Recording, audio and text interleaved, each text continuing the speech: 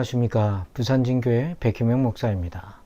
5월 19일 수요일 날마다 말씀 따라 오늘은 열왕기상 11장 26절에서 40절을 중심으로 영적 징계의 도구를 일으키시는 하나님이라는 제목으로 묵상의 은혜를 나눕니다. 성도 여러분, 오늘 본문은 솔로몬 시대에 우상을 섬기고 하나님을 배반한 자들을 향해 하나님께서 여로보암을 통해서 영적 징계를 내리시는 말씀입니다. 하나님이 우리를 징계하시는 목적은 무엇이며 또 어떻게 우리를 징계하실까요? 먼저 징계의 목적은 이것입니다.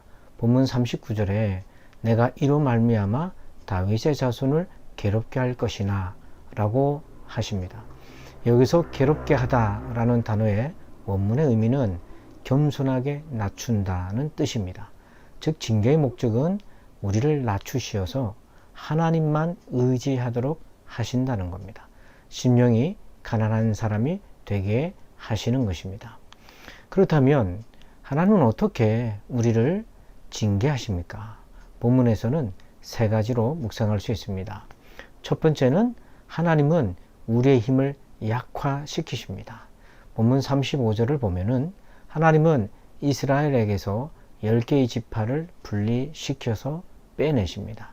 즉 이스라엘의 힘을 약화시키는 것이죠. 하나님은 우리를 징계하실 때에 우리의 힘을 약화시킵니다. 그래서 우리가 하나님만 의지하도록 만드신다는 거죠. 둘째는 긍휼의 은혜를 베푸십니다. 본문 34절에 솔로몬의 생전에는 온 나라를 빼앗지는 않겠다고 하십니다. 이것이 긍휼의 은혜입니다. 사실 하나님은 완전히 이스라엘을 패망시킬 수도 있었습니다. 하지만 하나님은 그래도 남겨두셨습니다. 그리고 39절에서는 영원히 괴롭게 하시지는 않으신다고 하십니다. 즉 징계에도 시간 제한을 두시겠다는 은혜를 베푸십니다. 이 모든 과정을 통해서 하나님의 은혜를 깨닫게 하시고 그리고 주의 은혜가 아니면 안 된다는 것을 보여주고 계십니다. 셋째는 하나님은 우리가 얼마나 악한 존재인지를 드러내시고 보여주심으로 우리를 낮추십니다. 이스라엘은 우상을 섬기고 있었습니다. 본문 33절에서는 그 원인을 이스라엘이 다윗의 길을 떠난 결과라고 말씀하고 있습니다. 어떻게 이스라엘에게 은혜를 베푸시고 구원하셨고 나라를 세우셨습니까? 그런데 어떻게 이스라엘이 우상을 섬길 수 있단 말입니까? 하나님은 이렇게 배은망덕한 이스라엘의 모습을 보여주면서 우리가 얼마나 악한 존재인지를 드러내십니다.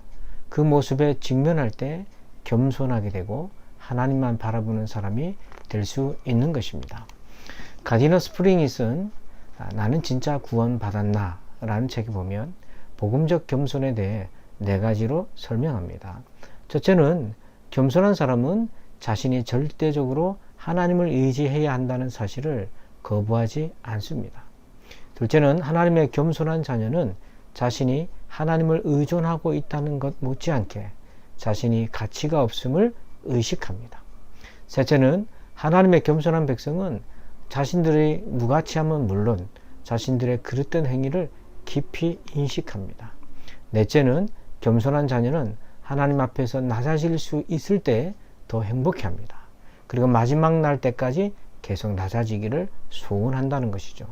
성도 여러분, 이렇게 하나님의 징계는 우리를 낮추셔서 하나님만 의지하도록 하시는 은혜의 손길입니다.